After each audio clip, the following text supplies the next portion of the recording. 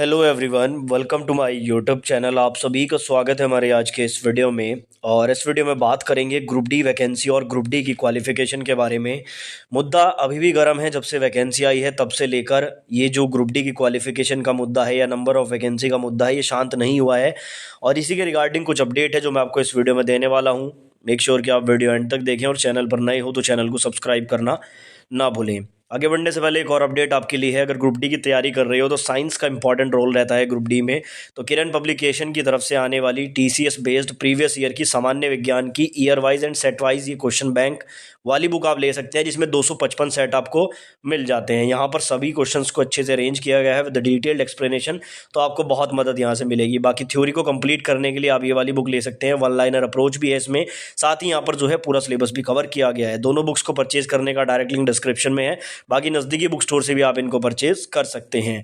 तो सबसे पहले बात करेंगे कि ग्रुप डी की वैकेंसी आई, शॉर्ट नोटिस जारी हुआ। शॉर्ट नोटिस में क्वालिफिकेशन क्लियर नहीं बताई, ना ही ये कहा गया कि 10th रहेगा, ना ही ये कहा गया कि आईटीआई रहेगा। उसमें केवल लिखा हुआ था कि डिटेल नोटिफिकेशन में आपको मालूम चल जाएगा। लेकिन उसके बाद 2-3 दिन बाद अचानक से एक नोटिस आता है और बताया जाता है कि ग्रुप डी क्वालिफिकेशन से आईटीआई को हटा दिया गया है, जिसके बाद से स्टूडेंट ने प्रोटेस्ट किया। इससे पहले जो ट्विटर कैंपेन हुआ था, लगभग 14 लाख ट्वीट हुए थे इस फेवर में कि ग्रुप डी में आईटीआई को लागू किया जाए। और जब ये ट्वीट हुए उसके बाद डीआरएम भोपाल की तरफ से भी रिप्लाई आया। अगले दिन न्यूज़पेपर में भी आर्टिकल्स प्रिंट हुए। मिनिस्ट्री ऑफ रेलवे ने भी ट्वीट करके बताया। लेकिन यहाँ पर रेलवे जो है ना, वो छात्रों को खुद ही उलझा के रखना चाहता है। इनके किसी भी ट्वीट में, किसी भी मेल में, देखो ये मेल से भी इन्होंने रिप्लाई किया है। इस मेल में अगर आप लोग देखोगे, मिनिस्ट्री ऑफ रेलवे का ये ट्वीट देखोगे या डीआरएम भोपाल का जवाब देखोगे, तो यहाँ पर क्या है कि क्लियर कुछ भी बताया नहीं जा रहा है। जैसे अगर आप लोग ये देखोगे, कल ये मेल में रिप्लाई किया गया कि जो आपकी क्वालिफिकेशन है वो नोटिफिकेशन जब आएगा उसमें प्रकाशित की जाएगी, ये रेलवे बोर्ड निर्धारित करता है, ये सारी बातें लिख दी। लेकिन ये क्लियरली नहीं बताया कि 10th है या आईटीआई है। यानी कि स्टूडेंट को भ्रम में रख के किसी तरह से ये लोग नोटिफिकेशन निकालने की कोशिश कर रहे हैं।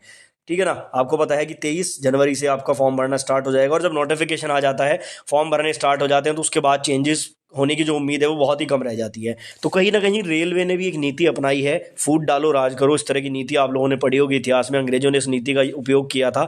तो यहाँ पर जो 10th वाले स्टूडेंट हैं और जो आईटीआई वाले स्टूडेंट हैं, उन्हीं में फूट डाल दी गई है। क्लियर रेलवे जवाब नहीं दे रहा है, छात्र उलझे पड़े हैं। लेकिन यहीं पर जो है सभी टीचर्स ने जो है वो मीटिंग की और टीचर्स ने डिसाइड किया कि जो ट्विटर कैंपेन है वो रखा जाएगा। और आज की डेट में एक ट्विटर कैंपेन भी रखा गया। 9 जनवरी 11 बजे से स्टार्ट हुआ था ये ट्विटर कैंपेन। 10th वाले स्टूडेंट और आईटीआई वाले स्टूडेंट दोनों के फेवर में रखा गया है। जैसा कि हैशटैग से आप देख सकते हैं, आरआरबी लेवल 1 इंक्रीज वैकेंसी। तो ये 10th वालों के लिए अगर वैकेंसी बढ़ेगी तो फायदा मिलेगा।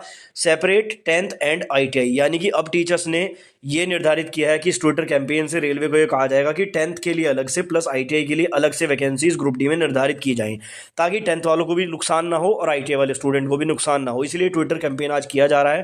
तो सभी लोग इसमें जो है आज हिस्सा जरूर लें। आईटीआई वाले जो स्टूडेंट हैं उन्होंने यहाँ पर जो है प्रदर्शन किया। डिग्रीधारी बोले तकनीकी पदों पर आईटीआई मापदंड ही हो, यानी कि यहाँ पर ये जितने भी आप लोग देख रहे हैं आईटीआई वाले स्टूडेंट हैं और सभी अपने एंड से जो है प्रोटेस्ट कर रहे हैं, ताकि ग्रुप डी में जो क्वालिफिकेशन है उसमें दोबारा से आईटीआई लगाया जा सके। और आप लोग देख सकते हैं बहुत सारे न्यूज़पेपर में हेडिंग में आप लोगों को देखने को मिलेगा, जैसे एक्स हैंडल पर 1 लाख पदों पर भर्ती की मांग, यानी कि वैकेंसी तो बढ़वाने की मांग हो ही रही है, साथ ही यहाँ पर आईटीआई लागू करने की भी मांग हो रही है। 10वीं योग्यता एग्जाम के लिए फी रिफंड और ये बाकी सारी चीज़ें लिखी हुई। अभ्यर्थियों ने एक्स हैंडल पर जमकर निकाली भड़ास। तो ये सारी चीज़ें यहाँ पर अभी भी चल रही हैं।